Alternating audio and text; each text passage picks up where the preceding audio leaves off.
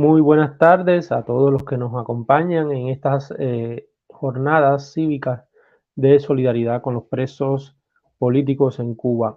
En la tarde de hoy vamos a estar hablando mi colega Fernando Almeida, quien es jurista y director de Asuntos Jurídicos de Prisoner Defenders, y quien les habla, Leonardo Fernández Otaño. Primero, darle la bienvenida a Fernando. Fernando, es un gusto tenerte por aquí. Y vamos entonces a comenzar con un análisis de la realidad sociológica que caracterizó el estallido social del 11 y del 12 de julio, pero que inclusive que se ha extendido después a lo que hemos vivido durante la primavera del 2000, verano del 2022, con esas jornadas de protesta cívica que también vimos, con una naturaleza social totalmente distinta. O sea, si bien el 12 de julio vimos un estallido masivo, con la ciudadanía ocupando el espacio público en más de 60 ciudades, durante el verano del 22 vimos una realidad de protesta totalmente distinta. O sea, una protesta que llega al escenario público de un modo distinto, o sea, similar a lo que ocurre en América Latina, una protesta articulada, dispersa, pero profundamente popular, con además autogestionada, con una ciudadanía que cada vez más se implica cívicamente, y que inclusive en este año 2023 estamos viendo con una naturaleza distinta, porque es una protesta que ahora mismo se está diversificando a los distintos escenarios sociales. O sea, hemos visto una protesta masiva como fue la de Caimanera, pero hemos visto en estos días formas de protesta que pueden ir desde un entierro, o sea, de una persona en el final de su vida, donde los familiares expresan la disconformidad política, hasta una protesta profundamente proletaria, como puede ser lo que ha sucedido con los maquinistas de un tren en Mayabeque, si mal no recuerdo. Fernando, es un gusto de nuevo darte la bienvenida. Vamos entonces a analizar, ya vamos a estar nosotros aquí más que teniendo un panel, vamos a tener una de nuestras tantas conversaciones. Fernando y yo somos colegas desde la universidad, por lo cual es una vieja amistad. Hoy vamos a estar hablando aquí dos amigos en torno a cómo vemos, cómo pensamos Cuba y qué es lo que creemos que ha cambiado después de ese estallido del 11 de julio, pero sobre todo sobre la situación de estos más de 1000 ciudadanos y ciudadanas que permanecen en calidad de presos políticos en Cuba. Mi primera pregunta, que es válida para los dos, ¿no? ¿Por qué podemos hablar de un estallido social? O sea, ¿qué crees, Fernando, que hubo ese 11 de julio? ¿Qué cree Leo que hubo ese 11 de julio? Yo voy a comenzar a modo de tesis diciendo varios elementos que yo creo que son fundamentales, ¿no? Primero, hay un estallido porque es una ciudadanía que estaba al límite, o sea, una ciudadanía que no tenía medicamentos, no tenía comidas, había sido objeto de un plan de reformas en el peor momento de la economía del país, una economía que había visto, por ejemplo, elementos como la prohibición de circulación del dólar en una economía informal que sin dudas era ya sumamente compleja, y todo eso fue deteriorando y aumentando el descontento popular, además con unas restricciones pandémicas que se habían extendido más de lo que estaba pasando a nivel regional y universal. Yo creo que porque había una intención del gobierno cubano de beneficiarse con las restricciones pandémicas, o sea, la restricción o sea, la crisis energética disminuía la movilidad de la población, y eso al final también yo creo que daba más facilidad de control en una sociedad que había tenido fuertes episodios ya de protestas, como podían ser el caso del 27N y lo que vimos en abril en La Habana Vieja. Y eso hacía disparar todas las alarmas del gobierno y creaba un escenario que realmente era un polvorín. Tenemos un momento muy fuerte con la crisis que se vive en la ciudad de Matanzas, SOS Matanzas, que se vive y que crea un descontento sin precedentes, pero un descontento que se va agudizando a medida que pasan los días, a medida que aumentan las muertes por COVID, muertes que no eran reportadas, y eso va a llevar entonces a una ocupación masiva del espacio público. El estallido tiene, yo creo que, características muy peculiares. En los lugares que hemos podido estudiarlo a fondo, podemos ver que se genera en los sectores de las comunidades. Por ejemplo, yo pensando en el caso de La Guinera, que es el que yo más he estudiado sociológicamente, comienza en el sector más empobrecido de la ciudad y nos demuestra cómo la ciudadanía va marchando hacia los núcleos que representaban el poder. En este caso, en el Capri, donde estaba la policía, donde estaban los órganos de gobierno, para exigir medicinas, para exigir libertad, para exigir derechos cívicos. Y todo esto que no se puede escapar, que a diferencia de otros estallidos que pasaron desde el año 2019, pienso Chile, pienso Colombia, pienso Ecuador, caracterizado también porque en Cuba hay un estado totalitario. O sea, el 11 de julio puso sin duda fin a lo que se creía como la excepcionalidad cubana. Cuba es excepcional. En Cuba la gente no protesta. En Cuba la gente no ocupa masivamente el espacio público. Y ahí lo vimos, una ciudadanía masivamente manifestándose, una ciudadanía cívicamente activa. Esto realmente deconstruye el mito. Recuerdo que ayer falleció Iroel Sánchez, y en Cuba Debate proponía un libelo que por qué en Cuba no habían manifestaciones ni estallidos sociales. Y esto deconstruyó todo. O sea, el 11 de julio, sin dudas, la gente rompió el velo que el totalitarismo había puesto sobre el espacio público y salió a exigir, pero además en toda la diversidad de la sociedad cubana. Yo creo que lo más importante, o sea, desde Pinar del Río hasta la Isla de la Juventud hasta Guantánamo, o sea, es un estallido masivo. O sea, la historia de Cuba, yo creo que hay momentos de manifestación popular muy sólidos. Pensemos en la caída de Gerardo Machado, pensemos en los procesos de manifestaciones que se dieron en los años 50 contra Batista. Pensemos en la propia victoria de la Revolución Cubana, que tiene que acabar de ser entendida como un proceso plural, como un proceso que hizo la sociedad cubana, no como un proceso liderado por Fidel Castro, si bien el 26 de julio tuvo un rol importante, fundamental, pero hay que entender que es una diversidad de fuerzas. Y ese es el otro momento en la historia de Cuba de gran ocupación del espacio público. Y después pasan 60 años hasta el 11 de julio. O sea, si bien hemos tenido marchas, han habido episodios de resistencia concentrados, localizados, el 11 de julio rompe todos los pronósticos y sitúa también a Cuba en esa dinámica de estallidos regionales. La disconformidad en Cuba toma forma y se manifiesta en el espacio público. Ahora, no sé, Fer, si tienes alguna idea que señalar, que aportar sobre el tema. Yo creo que, bueno, tú destacaste, un placer estar aquí, Leo, por cierto. Yo creo que tú destacaste con un buen análisis histórico y sociológico la significación, las causales y la significación. Yo desde un estudio más o menos comparado de lo que pude ir observando después en el tiempo, o sea, la pandemia tuvo el efecto de catalizar toda una serie de dinámicas en muchos lugares del mundo, no fue solo en Cuba.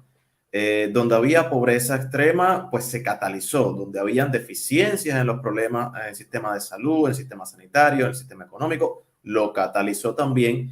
Y a Cuba fue una catalización de esos problemas que volvió insostenible tratar de hacerle un maquillaje a lo que ya veníamos enfrentando, que eran los problemas en los hospitales, los problemas en los servicios de ambulancia, los problemas en la distribución de alimentos, el acceso a los medios e insumos básicos. Eso existía. Con la pandemia se potencia, pero yo creo que una de las características que tuvo el 11 de julio también está influido por la existencia de redes sociales. Y no tanto porque lo pudimos ver y todos al mismo tiempo reaccionamos al unísono gracias a redes sociales, sino porque, si te das cuenta, creo que desde 2017, 18 y 19 sobre todo, es que se empieza a consolidar, a empezar a generalizarse Internet en Cuba. empiezan las personas a poder disponer de internet en su dispositivo móvil, no solo en la computadora del trabajo.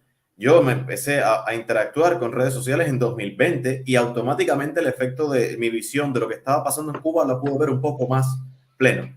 Ya no era la historia de que un opositor, no había la historia de un disidente, que si esta perspectiva del país, sea eso, esa concientización generalizada a través de las redes sociales, esa inmediatez de lo que puede estar pasando o lo que se está diciendo, fue muy importante y contribuyó mucho. Y yo creo que contribuyó mucho ese proceso también de concientización de diferentes sectores y movimientos cívicos, dígase el movimiento intelectual crítico, los movimientos académicos críticos y los movimientos de artistas y intelectuales independientes, como por ejemplo San Isidro, que catalizaron toda una serie de intereses y trataron de proyectar una serie de intereses, quejas, protestas y posicionamientos claros a través, jugando con las redes sociales, pero ocupando su espacio o el espacio público. Todo eso se venía construyendo y daba una direccionalización de no es que tengamos solo una institución económica, aquí hay responsables, aquí la gestión tiene un culpable, aquí hay una mala respuesta y viene todo también desde la estructura vertebrada. Y hay otro tercer elemento que yo dije la pandemia catalizando todos los problemas que ya venía Cuba arrastrando. Dije las redes sociales y también la toma concientización de la sociedad civil cubana, pero también podría decir de que yo digo, yo soy de la generación traicionada, porque si algo suponía que tenemos la misma edad, y yo lo sentía así por lo menos cuando estaba en la universidad, se veía caer que una serie de reformas que estaba haciendo el régimen en torno a Cuba era para a ver si empezaban una especie de transición, que yo me decía, bueno, no voy a estar satisfecho, no va a ser la transición perfecta, pero al menos va a ser algo, al menos van a cambiar. Se dieron algunos espacios de derechos, se proyectaron algunas posibilidades que inmediatamente, cuando vieron que se empoderaba efectivamente, tanto el sector cuentapropista como el sector académico, intelectual, la galería, dijeron a no acortar. Y hay algo muy nocivo en derecho, hay una cosa que se llama teoría de los derechos adquiridos, que es que tú no vas contra esos derechos adquiridos. Y la teoría de los derechos adquiridos tiene una explicación sociológica tremenda. Cuando tú le das a alguien algo y dices, esto es tuyo, tú tienes este derecho, a partir de ahora lo puedes ejercer y se lo tratas de quitar, ahí vas a tener una reacción terrible. Y yo me acuerdo que durante la pandemia, de los primeros sectores que reaccionaron fueron los cuentapropistas, que hubo una manifestación, creo que fue por Santa Clara. Santa Clara. Gobierno, en Santa Clara. Los medios independientes casi nunca se da énfasis en las protestas de la base de los trabajadores o de los sectores de pequeños empresarios o empresarios independientes, pero lo hubo. Y eso te da el compás. Y el 11 de julio fue todo un resumen al unísono de cada una de esas libertades que se empezaron a dejar un poquito muy restringidas, aplastadas. La de comercio, la de cuentapropista, la de abrir una empresa, la de poder expresarte, la de poder publicar, la de tener tu galería, la de poder pensar. Tampoco podías protestar y ya llegaron a un punto en el cual no puedes protestar. Si tu familiar fallece sin recibir una ambulancia, no te puedes quejar. Si no alcanzas en la comida, no te puedes quejar. Cuando todo eso confluye y hay una concientización de cuál es el problema, de que no es que las circunstancias, que somos un país pobre, tercermundista, y eso es todo, ya está, y en todos los lugares lo entienden y son felices así. Cuando ya se tenía esa conciencia así, bueno, ocurre un estallido por acumulación. Por acumulación, no había otra cosa. Yo me imaginaba que iba a ocurrir algo por el estilo, incluso lo pensaba un poco después, porque además está la circunstancia histórica climática cubana. El mayor punto de hastío dentro de Cuba va a ser en el verano, donde todo se vuelve más difícil, más concentrado y donde sobre todo en Cuba los niños, el espíritu del infante moviliza mucho a los padres y esos padres viéndose que tienen que tener a sus niños ya no fuera, ya mucho tiempo fuera de la escuela en la casa, pero que en la casa no hay ni que darle de comer y que no pueden encargarse de llevarlo a un adecuado hospital si se les enferma y sabiendo que no había un buen manejo de la pandemia y que había muchísimos muertos de lo que se reportaba, se sirvió el plato. Y entonces tuvimos una protesta masiva, muy plural, donde se combinaban comida, medicina, derechos, libertad, abajo de transición, y salían de muchos sectores, y el intelectual de pronto se vio hermanado con el trabajador, el obrero. Sí, es una protesta, Fernando, que engloba a toda la sociedad, Y de hecho, hay dos cosas que creo que son importantes resaltar, Fer.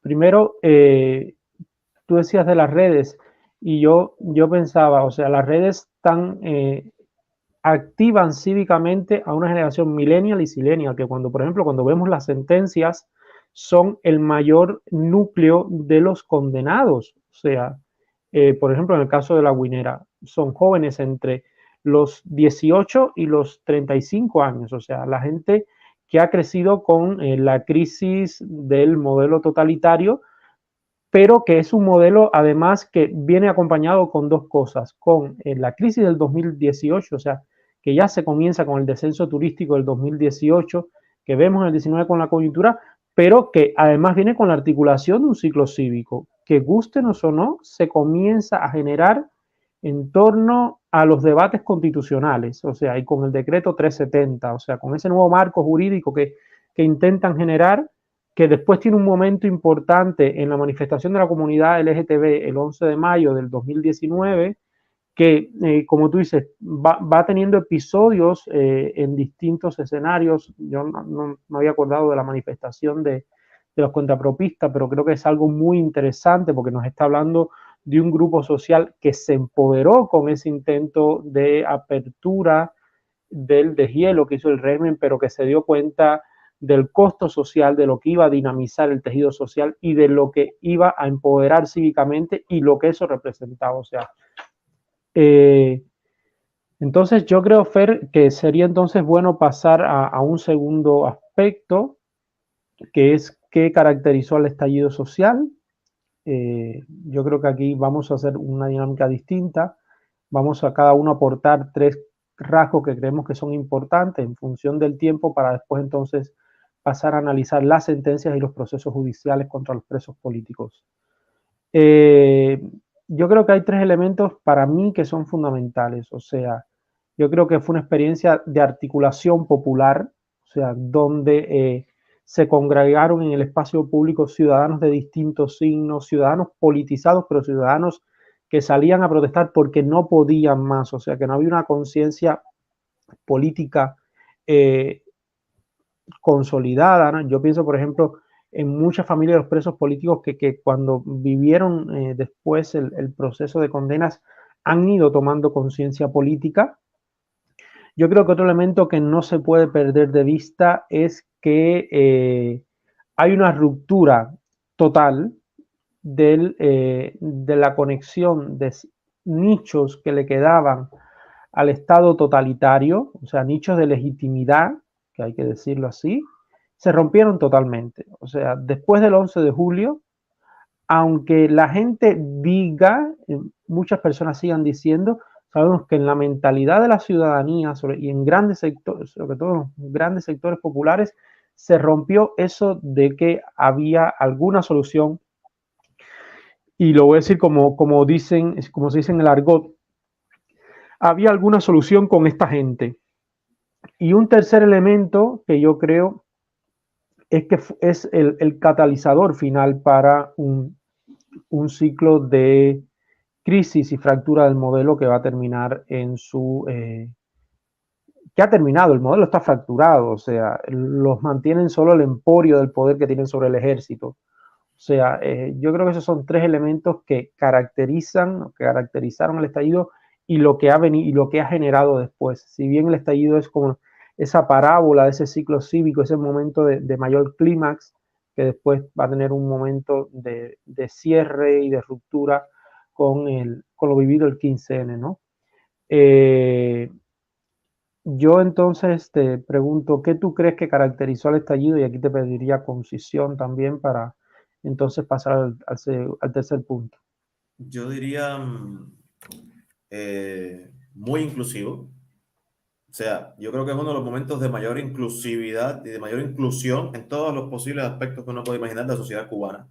Y fue una experiencia que viví y creo que es la parte más hermosa. O sea, ver gente que en cualquier otro escenario estarían discutiendo sobre cuestiones ideológicas, políticas, sexuales, de género, religiosas, unidos, cuidándose, protegiéndose, juntos. Es un parteaguas, es un antes y un después, incluso para los que no participaron y les quedaba alguna duda de qué era aquello, y son personas humanas o pretenden ser personas humanas y decentes, también fue un parteaguas. Y bueno, por supuesto, generalizado, porque el hecho de que se hable de que hubo diferentes sectores populares en diferentes regiones del país, con diferentes visiones, con diferentes grupos etarios, porque hubo un énfasis de jóvenes muy grande, pero ya habían ancianitos también y personas de mediana edad, yo los vi ahí también, y estaban haciendo su aporte desde su visión, tal vez, cada vez con algún grado de sospecha y otros con un mayor grado de entrega, pero también estaban ahí. Entonces creo que es muy generalizado, es un parteaguas y fue un proceso muy inclusivo, y como parteaguas al fin esos dos componentes quedaron marcando al resto de la sociedad cubana. Y es que además, Fer, el estallido también tuvo algo muy importante, que es o sea, destierra el mito de la excepcionalidad cubana y de cara a la comunidad internacional, o sea, que en Exacto. Cuba no se Incluso para nosotros protestaba, que en mismos. Cuba la gente estaba feliz con los logros de la revolución. Eso le dio el tiro de gracia al estallido. Ese parteaguas también fue pasada para nosotros, que estábamos bajo cargas ideológicas hace 60 años, y hasta nosotros mismos no entendíamos por qué éramos así, y pensábamos que nosotros como pueblo manifestarnos no resolvía nada, no nada, o sea, cambió completamente la visión. Y lo más impactante yo creo que tiene, lo más trascendental, es que yo estuve hablando después con muchachitos de 16, 18, 19 años, y ellos me decían, de madre, esto es una dictadura. O sea, tenía la prueba evidente ahí, algún amiguito de él lo habían metido preso o habían visto dar golpes, y dice, esto es dictadura. No había tenían que ver YouTube, algunos me tenían celular, eran muy pobres, pero ya me lo decían, y yo me quedaba así como, bueno, en efecto.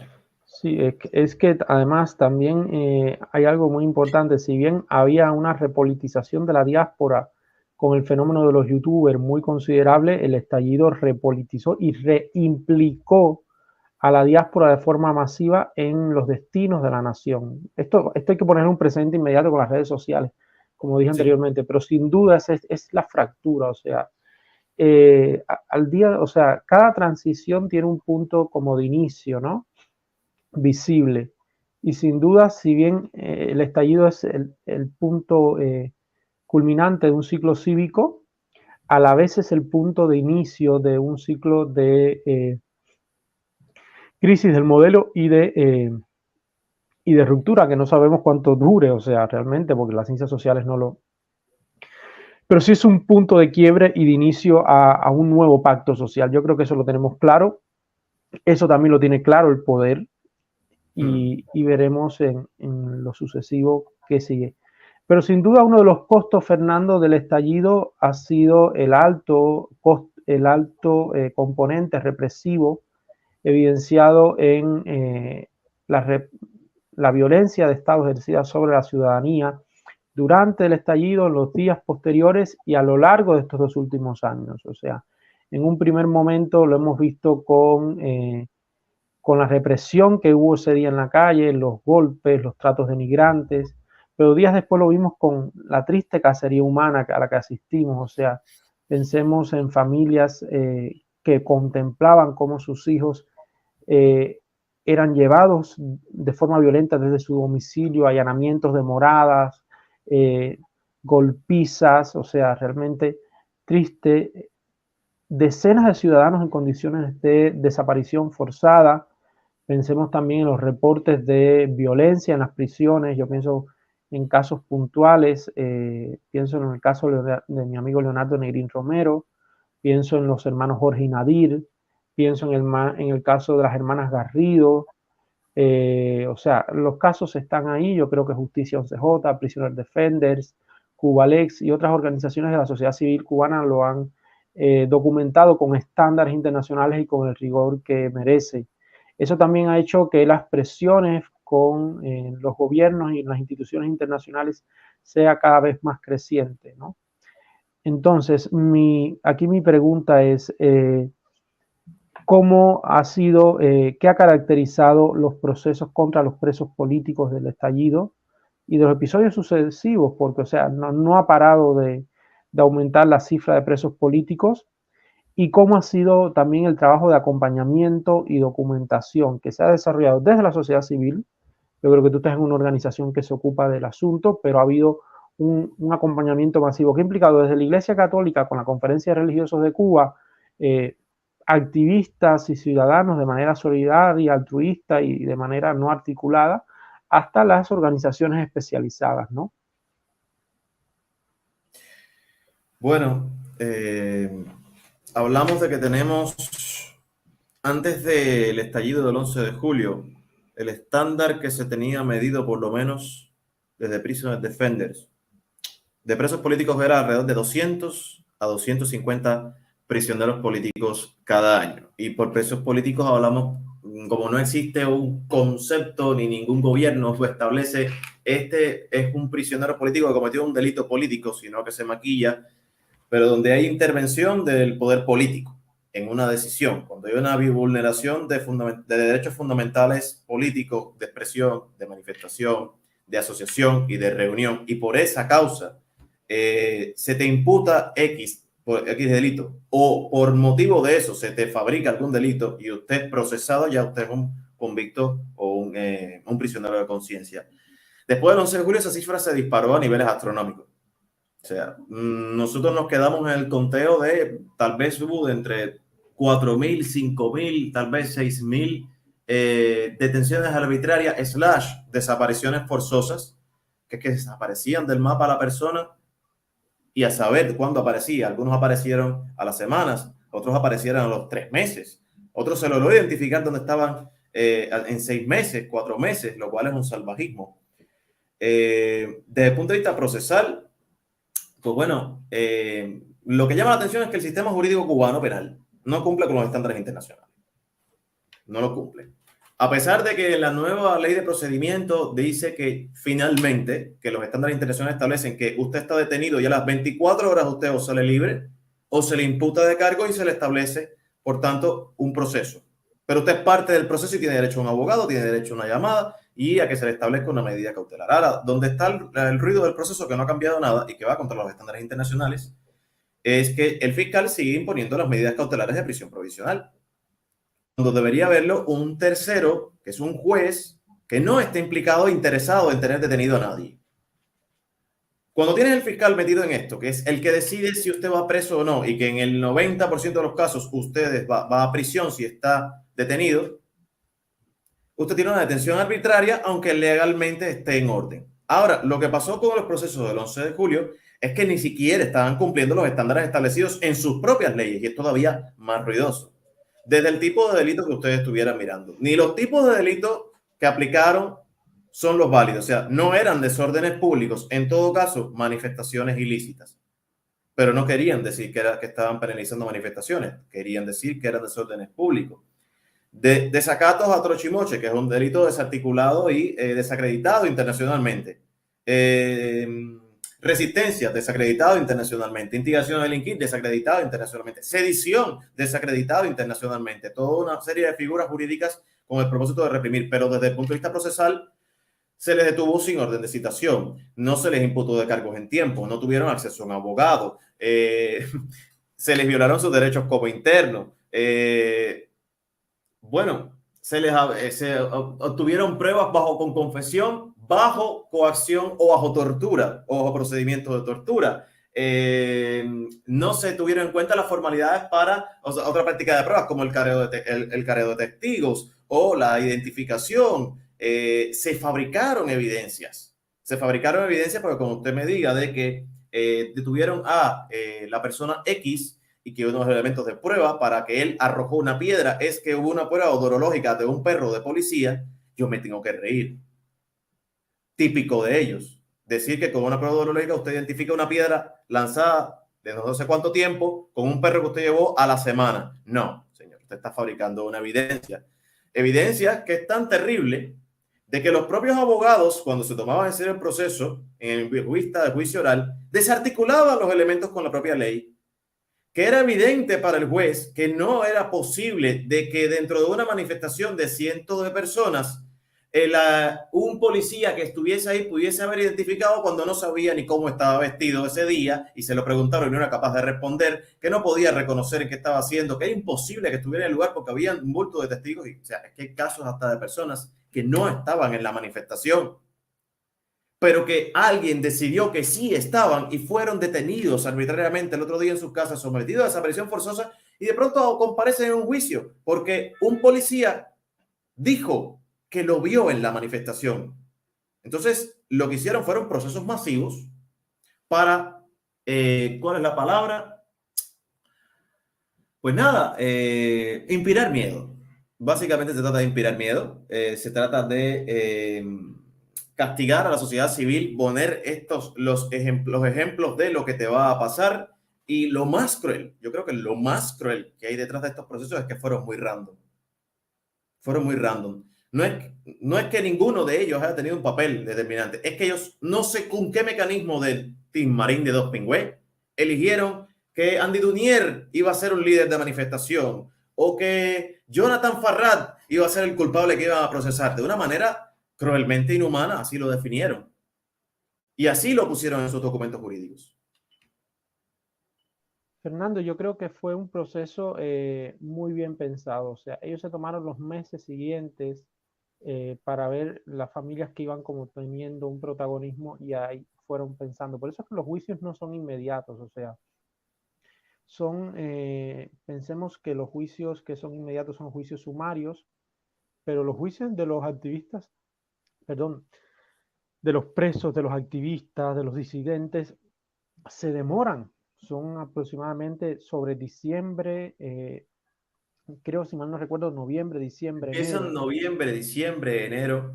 Claro, Después pero es del, que en ese momento todavía había precisamente un después pulso de la sociedad civil del cubana. 15N, o sea, claro. Y ahí Había está un el pulso. carácter ejemplarizante, punitivo de la justicia en Cuba, ¿no? O sea, que se ceba también con esas personas que ellos sabían que no tenían un grupo de privilegios y de visibilidad. Y quienes lo tenían se ceban para que sea totalmente ejemplarizante. Yo creo que eso es algo que hay que resaltar y en la cual hay que poner el acento en cuanto a los procesos.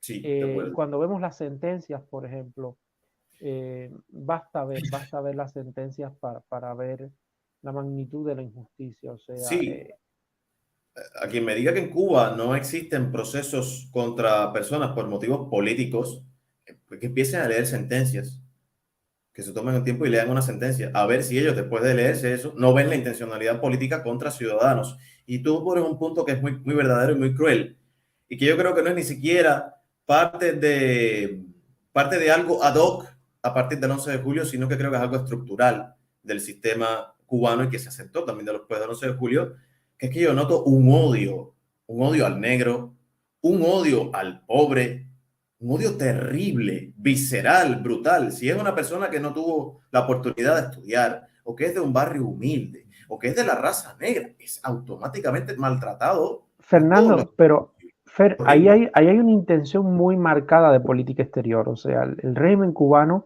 es un claro. animal exquisito en cuanto a política exterior. Quien piense lo contrario, perdón, pero estoy en total desacuerdo. O sea, ellos manejan mucho la política exterior porque saben que ese es su instrumento de alianzas para mantenerse y para que las organizaciones internacionales, debido a sus mecanismos consultivos, no los emplacen como deben ser. Entonces, ellos saben que el discurso que por tanto tiempo han mantenido de que la revolución fue para los pobres, o sea, que sean esas comunidades populares, que sean sujetos que atravesados por la pobreza, que sean sujetos jóvenes, que sean sujetos que se formaron en sus academias, los que ocupen masivamente el espacio público, pone en crisis el discurso. Entonces, por eso lo ejemplarizante de las condenas, ¿no? Y del uso punitivo de la justicia como castigo, ¿no? Para que no vuelva a suceder. Y lo vemos, o sea, de que ocurren las condenas en noviembre, diciembre, enero, el 14 de julio tuvo un efecto lapidario sobre la sociedad civil. Solo Sí. veíamos que se alzaban las voces de las madres que están dando la batalla, que todavía hoy siguen dándola y que vemos que están viviendo un proceso orgánico de articulación, como también pasó en su momento con las madres, con las damas de blanco. O sea, estamos viendo un proceso que, o sea, los procesos, este tipo de procesos sociales de articulación no son una receta express, no No, son un refresquito toqui que uno echa y ya tiene el refresquito, son procesos que llevan que los sujetos se impliquen, que pongan intereses comunes, que se conozcan, y eso poco a poco va sucediendo, lo vamos viendo, ¿no? Yo creo que es importante hablar ahora del costo represivo que ha tenido en las prisiones para los sujetos, o sea, la violencia intracarcelaria que hemos visto, y no se debe dejar de pasar por alto, pero también el costo represivo que ha tenido para estas mujeres, que en muchos casos se han convertido en la cabeza del hogar, que se han quedado con hijos, con nietos, con familias que han tenido que pagar un alto costo por episodios de fractura psicológica. O sea, realmente es un escenario muy desolador y que yo creo que necesita también entenderse, analizarse, y que tú desde Prisoner Defender has acompañado de modo sistemático. Es fuertísimo. Poniendo en términos, los cubanos tenemos nuestras propias terminologías, entonces ya sé, cubanos inventan sus propias terminologías para afrontar determinados fenómenos, pero lo que sucede generalmente en las cárceles cubanas tiene un nombre internacionalmente muy conocido, que se llama tortura. Que tortura no es lo que una vez la película de y le arranca las uñas y entonces tiene un aparato estrambótico para provocarle. No, no, no. Tortura es causar sufrimiento o dolor grave, psicológico o físico que genera una secuela para lograr una confesión o una información, castigarte por algo que hiciste que no quiero que hagas o para infundir una disuasión en un tercero que no haga nada o que tú te quedes quieto y no vuelvas a hacer nada. O sea, básicamente es eso y es ejecutada por un funcionario del Estado o consentido por un funcionario del Estado. O sea, siempre va a ser un crimen público. Y en las prisiones, cuando entra alguien a una prisión cubana, ya no estoy hablando ni siquiera de un prisionero político, en general, la concepción penal, la concepción punitiva real dentro del sistema cubano, estimulado por el sistema cubano, es castigar y torturar. Es así de sencillo. Usted entra en una prisión y la tortura forma parte de tu condena, lo cual no tiene ningún sentido. Usted entra a cumplir un tiempo en una prisión y usted sigue siendo un ser humano con todos sus derechos. Tienen que ser respetados como interno. Pero cuando usted entra en régimen carcelario en Cuba, no se entiende que usted tenga derechos. Usted es una cosa. Si usted es además un disidente, o usted entró por causa de disidencia, o entró por causa de ser un opositor o un enemigo del Estado, como lo califica al final la palabra contrarrevolucionario, usted va a sufrir. Y se aprovechan de que no hay forma, de que no hay organismos internacionales que puedan hacer un monitoreo, y se aprovechan de que no hay ningún órgano independiente en Cuba que pueda hacer ningún tipo de monitoreo contra las autoridades del Ministerio del Interior que manejan las prisiones, y que pueden, cuando quieren, suspenderte la llamada. Y es muy triste porque si el preso resulta suficientemente resiliente, atacan entonces a su familia. Si la familia trata de resistirse, atacan al preso. Y es un juego del dar al que no te dio muy cruento. Nosotros tenemos tipificados en Prisoner alrededor de 15 modalidades o tipos de tortura sobre la base del concepto y de los estándares internacionales. Y es alarmante porque cualquier cosa la pueden utilizar. En general, en las cárceles cubanas, o sea, si el pobre ciudadano de a pie no tiene ni qué comer, en las cárceles cubanas están mucho más restringidos, pero pueden llevarlo a otro límite con solo castigarte. O sea, cuando tratas de castigarte, te suspenden más los alimentos o te los dan podridos a ti por castigo de algo. O te mandan a una celda de castigo. La celda de castigo, que es muy intenso. O tienen mecanismos, las famosas Shakiras, que tienen versiones que sí llegan a lo que vemos en las películas, esas posiciones horribles, medievales, de gente torturada. Bueno, las pueden hacer. Y, por desgracia, no es la primera vez de que los presos se ven obligados a, como se dice, plantarse, que entra en un régimen de absoluta no cooperación y, por tanto, de una huelga de hambre probablemente pacífica absolutamente, y son castigados y enviados a una peor condición y son llevados a un punto en el cual tenemos muertos en huelga de hambre, tenemos muertos en condena judicial, tenemos personas que no califican para estar en un régimen penitenciario porque tienen problemas psicoemotivos graves que los llevan a conductas suicidas y no solo no les dan los medicamentos a propósito porque no los tiene que dar el Estado, se los envían, pero ellos no lo quieren dar, sino que los tienen en un régimen carcelario que hace que atenten contra su vida.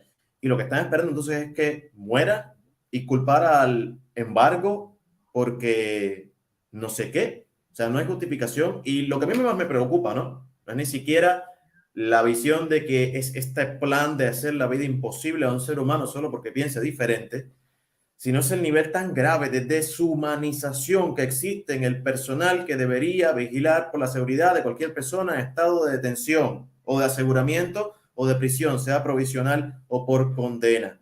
Es una deshumanización descomunal que me preocupa porque esas personas, una vez que caiga el régimen, es muy difícil el trabajo que se va a tener que hacer. Y si en algún lado se evidencia ¿qué es la parte jurídica? ¿En qué parte del proceso penal entra un agente de la seguridad del Estado? Se evidencia mucho en una cárcel y en el tiempo de detención en prisión provisional. El agente de la seguridad tiene una única función: torturarte. Hay una idea de que la seguridad de Estado vigila, monitorea y busca tu información. No, la seguridad de Estado, su única función es ser un mecanismo de tortura, lograrte una confesión o a través de ti disuadir a un tercero o castigarte en exceso, dejando la menor huella posible del hecho por que pienses diferente. Y ese programa es descomunal y es fallido. Se nos siguen multiplicando los presos políticos y se nos siguen multiplicando las torturas dentro de cárcel, porque lo que está aspirando el régimen cubano es algo imposible, que tal vez en otro escenario, en los albores del proceso revolucionario o posterior a los 70, con una intensa ideologización, pero quizás con alguna visión de esperanza para parte de algunos, usted podría lograr que alguien dejara de ser el mismo o dejara de pensar como piensa.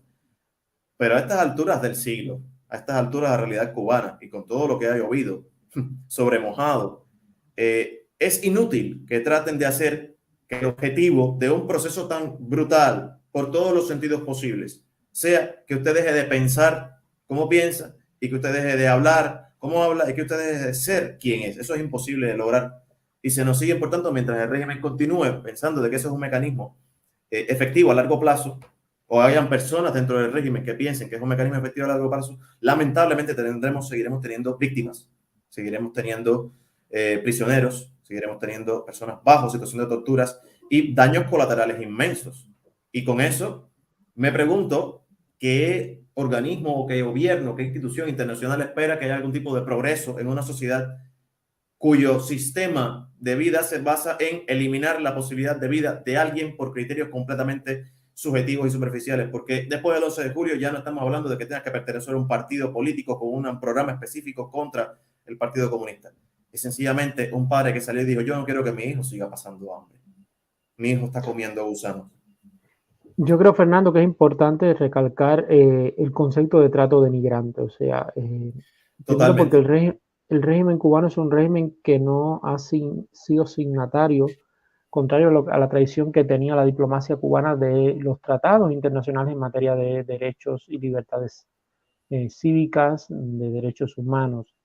Eso es algo que hay que decir. Hay que decir también que la última vez que la prensa internacional entró a las cárceles cubanas fue en el 2013. De la fecha hasta acá, las prisiones cubanas son, además, sabemos que entraron a prisiones fachadas, o sea que como suelen Claro. hacer las cosas en Cuba, ese día pintaron, arreglaron, coercionaron a los reclusos, pero también yo creo que hay que tener en cuenta que las redes han hecho que esas denuncias sean visibles a toda la ciudadanía, pero también hemos visto la exigencia de esas madres, de esos padres que han sufrido desde sitios policiales, encarcelamientos express, amenazas, expulsiones laborales, torturas, hasta que un agente de la seguridad del Estado llegue a su casa, abra la nevera y trate de chantajear a una mujer. Yo pienso en lo que sucedió con María Luisa Fleitas en La Guinera. O sea, esto es algo que quien no lo haya visto, yo le pido que lo vea, que es la mejor evidencia de la represión en Cuba, del chantaje, del acoso sistemático que se vive en nuestro país y que muchos todavía se atreven a decir que en Cuba no pasa nada y citar a Cuba.